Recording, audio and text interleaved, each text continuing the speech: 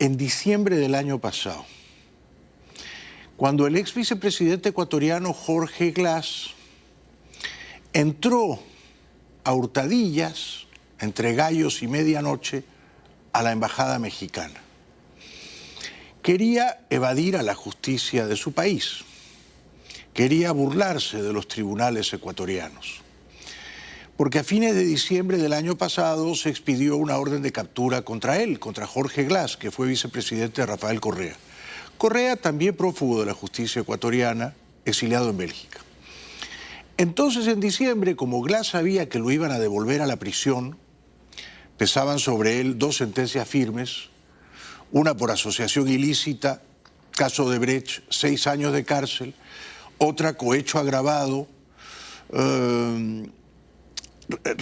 recepción de sobornos, 8 años de cárcel. Entonces Glass se mete en la embajada mexicana y pide el asilo.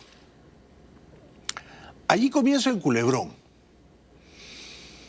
López Obrador quería mandar un avión Hércules de la Fuerza Aérea Mexicana a Quito para llevar al prófugo Jorge Glass, evadiendo a la justicia ecuatoriana, a territorio mexicano. Esto es lo que quería López Obrador. Pero el joven y valeroso presidente ecuatoriano Noboa no quería que Jorge Glass se escapase de la justicia de su país. Noboa pensaba, y creo que es lo que piensa la inmensa mayoría de ecuatorianos, que Jorge Glass estaba abusando del recurso del asilo político, fingiendo ser un perseguido político para escapar de la justicia de su país. Porque Jorge Glass no es un perseguido político, nadie lo persigue por sus ideas, sino probadamente un ladrón, un delincuente, un criminal convicto que tenía que regresar a la cárcel. Este fue el origen del problema.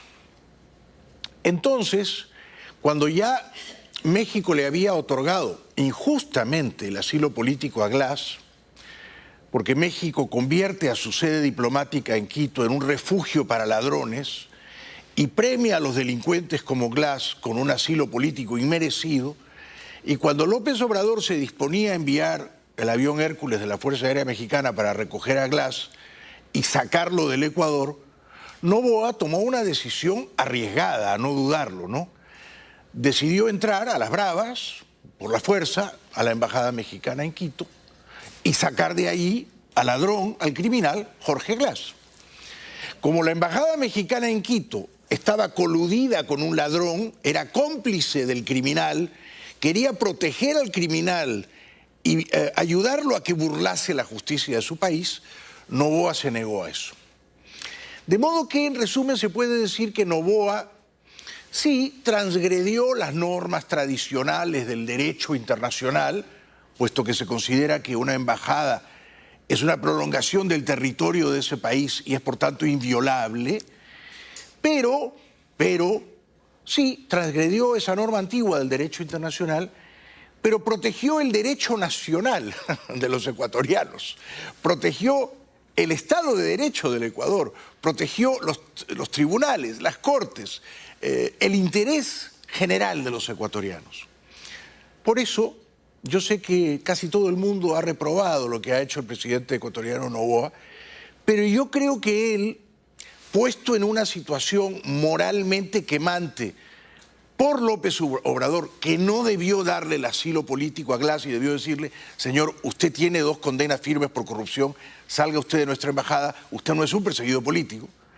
Entonces, provocado por López Obrador, desairado por López Obrador y previsiblemente humillado por López Obrador, Noboa se negó a entregar mansamente, expidiendo el salvoconducto, a un criminal como Jorge Glass. Así informó Teleamazonas. Estas fueron las imágenes que dieron la vuelta al mundo. Cerca de las 10 de la noche del viernes 5 de abril, policías ecuatorianos ingresaron a la embajada mexicana para dar con la captura de Jorge Glass, ex vicepresidente de la República, sobre quien pesan 2 sentencias ejecutoriadas por corrupción y una orden de captura. Un ingreso justificado según las autoridades ecuatorianas, pues había un riesgo real de fuga inminente. Gran parte de este problema comienza con frases como: pero todo estaba armado, frases como: le estamos esperando en México. Frases como estábamos por salir nos pusieron al Ecuador en una situación que no podíamos permitir, una situación que lastimosamente ya vivimos antes. Yo comprendo lo que hizo Noboa y creo que lo hizo para proteger el Estado de Derecho del Ecuador. Creo que lo hizo para no otorgar impunidad abusando de un recurso diplomático a un ladrón.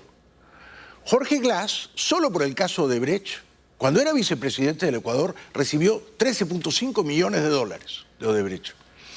Lo ha dicho Jorge Conceizao dos Santos, que era el jefe de Odebrecht en Ecuador. Conceizao dos Santos ha dicho ante la justicia que el pago, los sobornos a Jorge Glass, 13,5 millones de dólares, se hicieron a través de un tío de Glass, Ricardo Rivera. Todo eso ha sido probado, documentado. Entonces, lo vergonzoso no es que Ecuador se meta a la embajada mexicana a sacar a un ladrón para someterlo a la justicia. Lo vergonzoso es que México apañe al ladrón, se coluda con el ladrón, sea cómplice del ladrón y abusando de un recurso diplomático, el del asilo político, que solo se da a perseguidos políticos, quiera sacar al ladrón evadiendo a la justicia de su país. Insisto, este es un conflicto creado por la absoluta falta de respeto a las leyes, a la democracia de López Obrador. Ahora López Obrador y Maduro y Díaz-Canel y Ortega y otros tontos más dicen, oh, el derecho internacional, oh, el sacrosanto derecho internacional ha sido pisoteado por Noboa. Ah, el derecho internacional, ¿no? ¿Y cómo estamos en casa con el derecho nacional? Estos defensores iluminados del derecho internacional, en casa, en sus países, ¿defienden el derecho nacional? ¿Hay un Estado de derecho? No. Son dictaduras bananeras, son tiranías tropicales. ¿Con qué autoridad moral condenan a Noboa? Noboa, sí, bueno, sí, ha transgredido una antigua norma del derecho internacional. Se supone que uno no puede entrar a la embajada, se supone. Pero también se supone que una embajada no debe proteger a un ladrón. Se supone que una embajada no es una cueva, una guarida de criminales. Jorge Glass tenía que presentarse ante la justicia ecuatoriana todas las semanas porque había obtenido una libertad provisional. Al meterse a la embajada mexicana y al recibir el asilo político injustamente por parte de López Obrador, Jorge Glass estaba incumpliendo su acuerdo con la justicia ecuatoriana para presentarse todas las semanas. Luego sale a gimotear y a lloriquear el encargado, creo, de negocios de México en Quito, ¿no? Porque ya se había ido la embajadora mexicana por otro conflicto que López Obrador le creó innecesariamente al presidente ecuatoriano Noboa. Este señor de apellido Canseco hace un melodrama en la puerta de la embajada mexicana en Quito. Es un atropello en contra del derecho internacional y la inviolabilidad de la Embajada de México en Ecuador. Totalmente inaceptable. Esto no puede ser. Es la barbarie. No es posible que violen el recinto diplomático como lo han hecho. Es la ignominia para un Estado. Es una locura. Ah, bueno. Usted grita, yo también grito, señor Canseco. Es un atropello que su embajada conceda asilo político a un ladrón que no es perseguido político. Es una ignominia, como dice usted, con un lenguaje alambicado, o sea, es una vergüenza que el gobierno de su país, el gobierno de López Obrador, proteja a ladrones que fueron sobornados millonariamente por Odebrecht solo porque son de izquierda. Eso es una ignominia. Y lo que es un atropello es que ustedes en esa embajada hayan recibido a un ladrón y lo hayan convertido en una suerte de perseguido político. Ustedes han creado el conflicto diplomático. Ustedes debieron decirle a Glass, señor, salga de nuestra embajada. ¿Eso no se podía hacer? Claro que se podía hacer. Les voy a contar algo que usted tal vez no recuerda, señor Canseco. A fines de 2018, en la Embajada Uruguaya en Lima, se refugió el expresidente Alan García. Lo querían meter en la cárcel. No había pruebas de sobornos contra él. Solo había una prueba. Siendo expresidente, había dado una conferencia en Sao Paulo y había cobrado $100.000. Alan García le pide asilo político al gobierno de Tabaré Vázquez. Tabaré Vázquez, con su canciller, con su embajador en Lima, Barros, le niegan el asilo político a Alan García. Y Alan lo merecía, ¿eh? Jorge Glass no, pero Alan sí. Y le dicen, señor Alan García, ¿usted quiere el asilo político? En nuestra opinión, usted no es un perseguido político. A usted lo quieren meter en la cárcel por delitos de corrupción. Por favor, salga usted de nuestra embajada. Eso es lo que debió hacer México con Jorge Glass, y no lo hizo. Entonces luego el señor Canseco, diplomático mexicano, se presenta como una víctima. Nadie tiene nada contra usted, señor Canseco. Ya, yo sé que ya usted está de regreso en Ciudad de México y estará encantado, ¿no? El problema es que ustedes habían convertido a esa embajada en una guarida, en un escondrijo de delincuentes. ¿Se lo llevaron al señor Glass? Entiendo que sí. Estoy muy preocupado porque pueden matarlo. No hay ningún fundamento para hacer esto. ¿Aviso previo? No. Que esto pueda pasar. Esto es totalmente fuera de toda norma. Y lo están haciendo porque es una persona perseguida. No, no es perseguido por sus ideas políticas. No, es perseguido por la justicia ordinaria del Ecuador. Por la fiscal Diana Salazar, por la propia Corte Constitucional que ha ratificado las sentencias firmes contra Glass. No. Es que Ecuador no es una dictadura. No es una dictadura como Venezuela o Cuba. No es una dictadura como la que defiende López Obrador. Venezuela, Cuba, Nicaragua. No, Ecuador no es una dictadura. Si Glass no hubiera robado, no hubiera recibido sobornos de Odebrecht, no estaría metido en este berenjenal. Está metido en este follón porque es un ladrón. Hoy se quiso suicidar y tomó una sobredosis de ansiolíticos y de sedantes y lo llevaron al hospital y estaba en coma, se estaba muriendo, pero le salvaron la vida.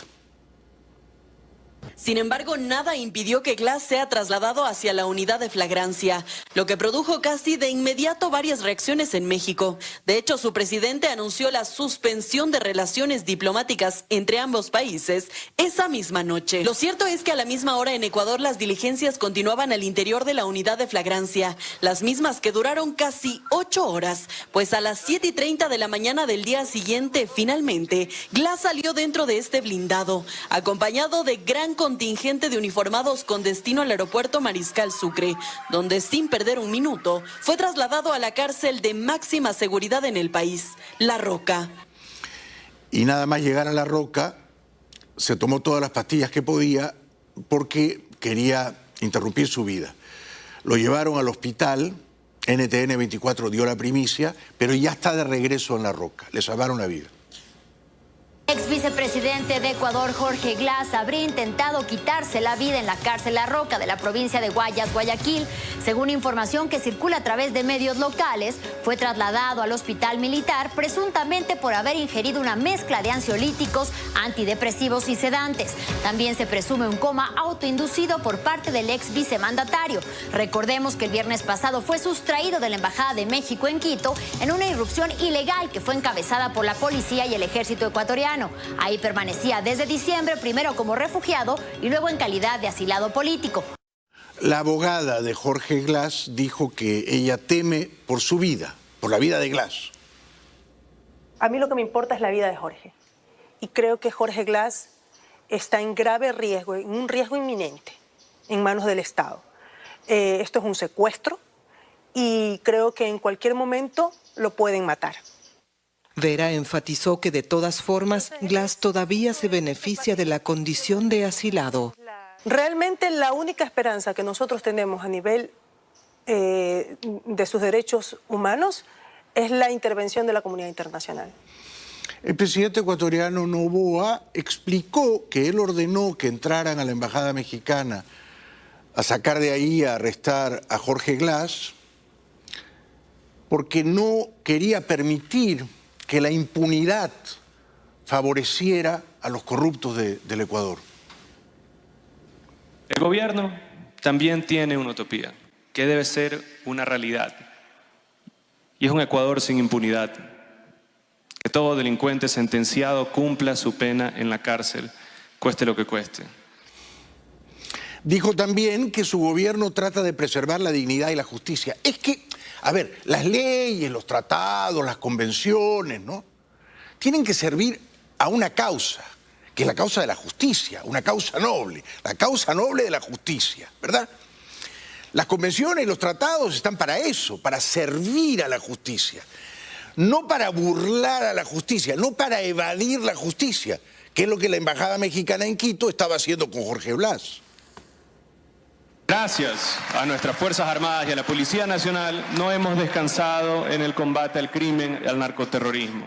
La dignidad y la justicia viene antes que cualquier cosa. Ese narcoterrorismo que ha querido agrietar a nuestra sociedad, ha querido romperla, dividirla. Por eso contaminó la justicia y algunos políticos delincuentes. Aquí estamos para enfrentarlos, para decirles que reforzaremos nuestras leyes para que las fuerzas del orden, las fuerzas que nos cuidan, tengan garantías.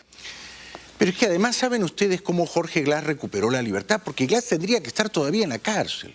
Tenía 2 condenas por 14 años en total y solo estuvo 4 años en la cárcel. ¿Saben cómo salió? Se hizo amigo de un narco, el patrón. El narco repartió sobornos, principalmente a un juez llamado Curipalo, por $250.000, y le dieron la libertad provisional a Glas. Glas solo tenía que ir una vez por semana ante la justicia y no irse, no fugarse. No quiso. Se refugió en la Embajada Mexicana para fugarse. Pero Glas debería estar preso. Estaba con libertad provisional o condicional porque un narco le pagó a los jueces, les pagó unos sobornos para que liberasen a Glas. Entonces, López Obrador termina siendo cómplice de todo ese entramado de corrupción. Y su canciller denuncia que acusará al Ecuador ante la Corte Internacional de Justicia. Aquí la pregunta, señora canciller, es: ¿se ha hecho justicia? Yo digo que sí. Al devolver a Jorge Glas a la prisión y a los tribunales del Ecuador, se ha hecho justicia.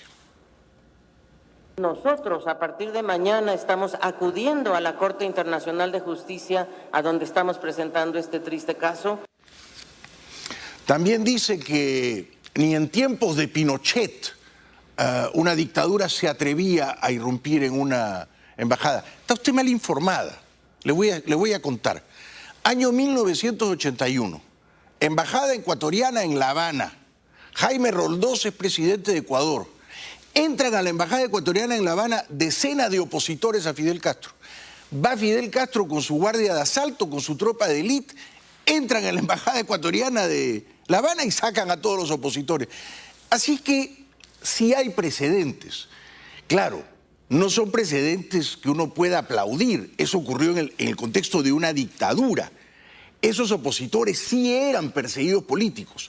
Castro era un dictador. Ecuador no es una dictadura, Noboa no es un autócrata y Glas es un ladrón, no un perseguido político, señora canciller.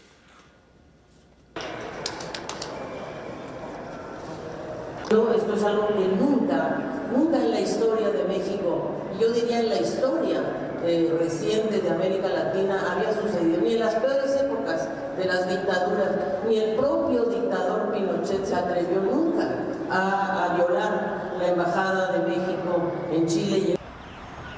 Pues la culpa, señora canciller, la tienen ustedes, los del gobierno mexicano. ¿Sabe por qué?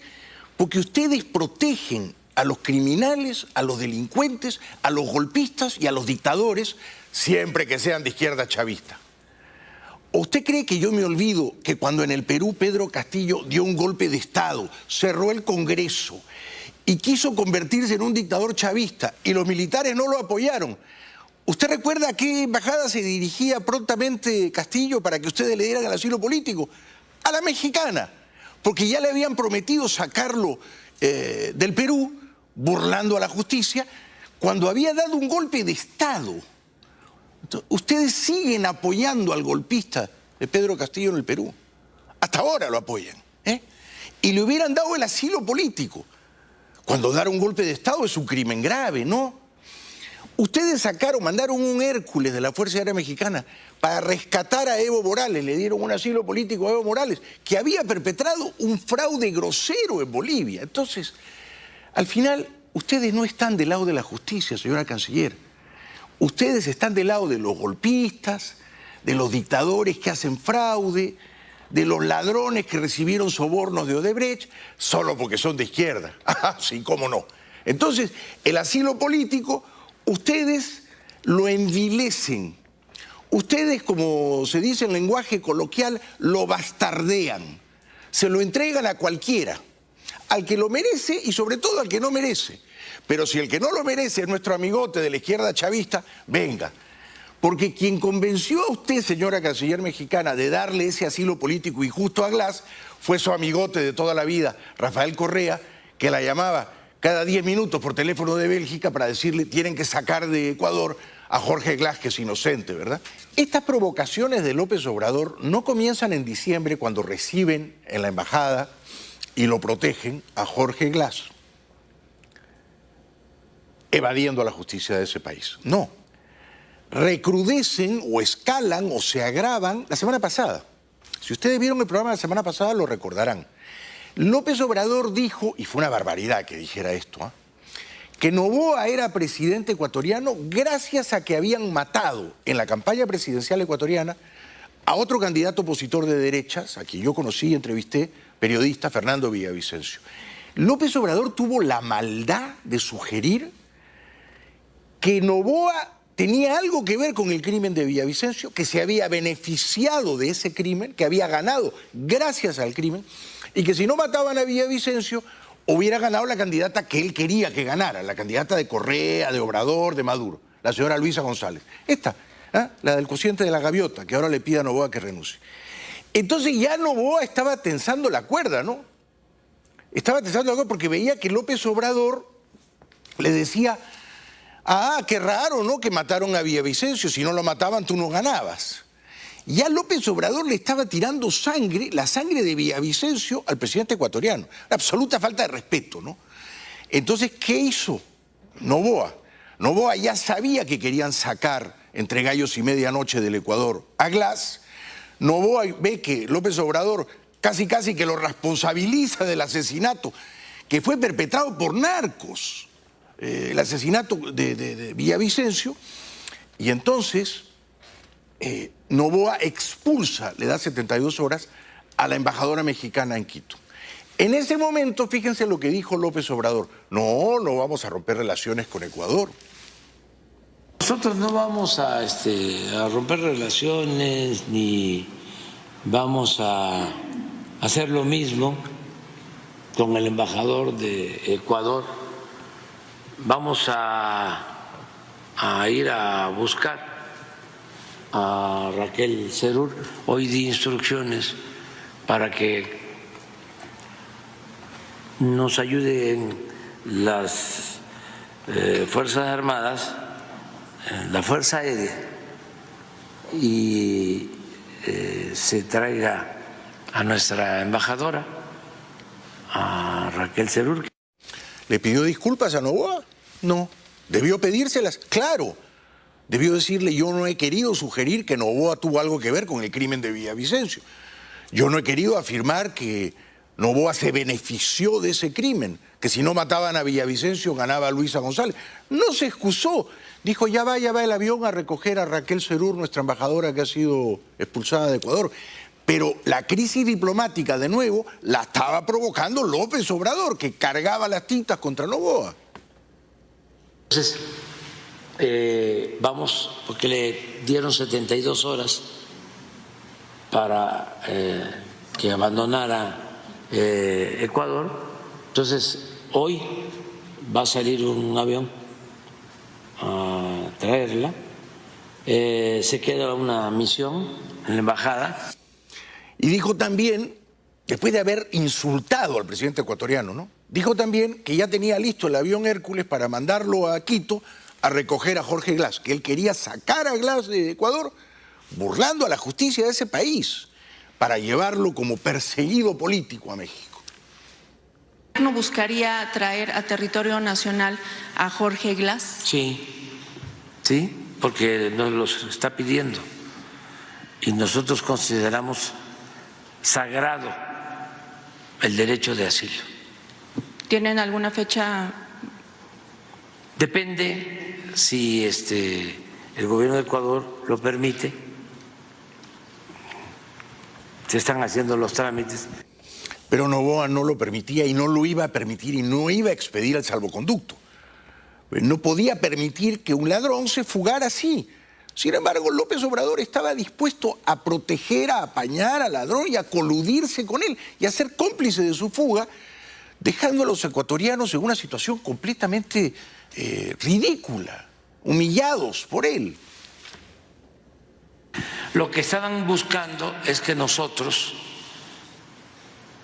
aceptáramos que entraran a la embajada o que nosotros les entregáramos al vicepresidente. Eso no lo podemos hacer. Es una cuestión de principios. La política exterior de México se caracteriza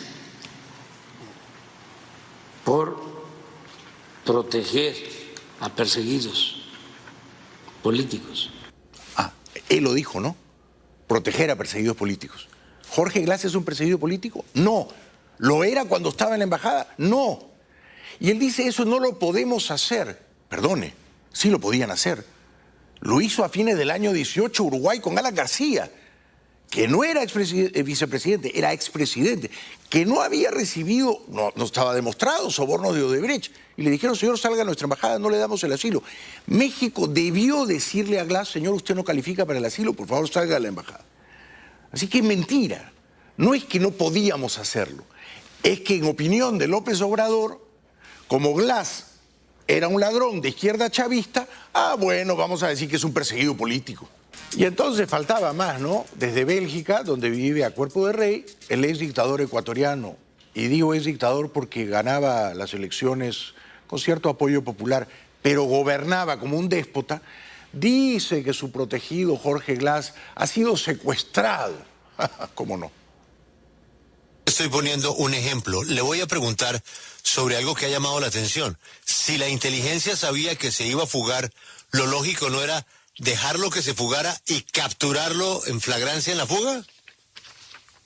Pero por supuesto, o sea, no puede usted romper tratados internacionales por lo que cree. O sea, no se puede entrar a una embajada extranjera, por el amor de Dios, lo que se ha hecho es extremadamente grave. Creía que no había precedente. Ya encontramos, parece, un precedente en 1976 en la dictadura uruguaya que entraron a la embajada de Venezuela.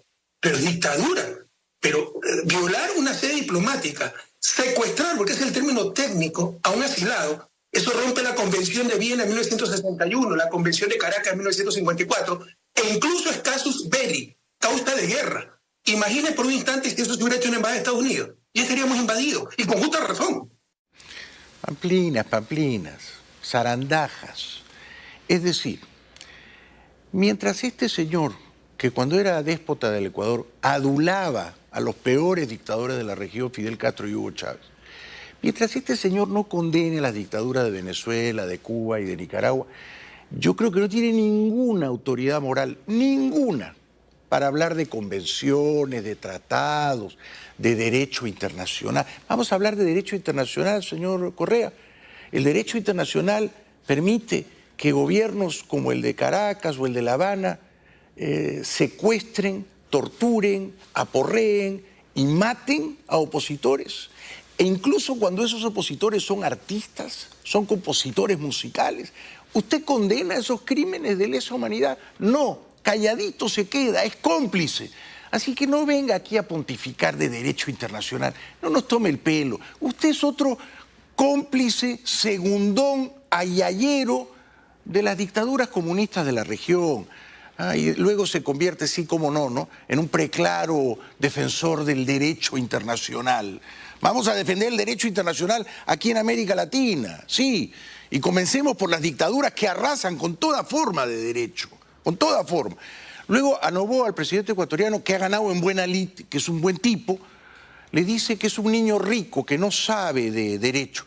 A ver, si fuera un niño rico, mimado, frívolo y consentido, no se hubiera metido a la política, ¿no? Se ha metido a la política a servir, arriesgando su vida. Lo pueden matar los narcos, los mafiosos, los amigotes de este Correa. Así que no subestime tampoco a Daniel Noboa, ¿no?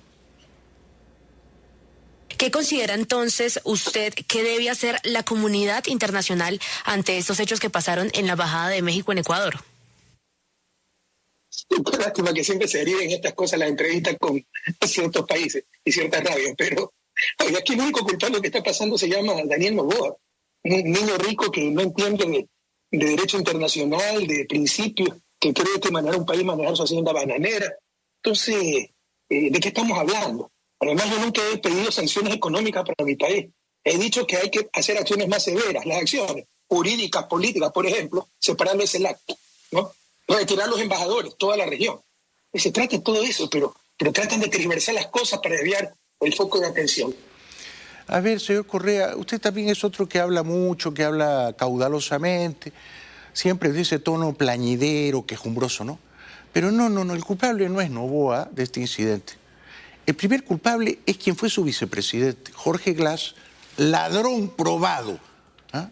Que recibió $13,5 millones a través de su tío Ricardo Rivera de Odebrecht. Este es el primer culpable.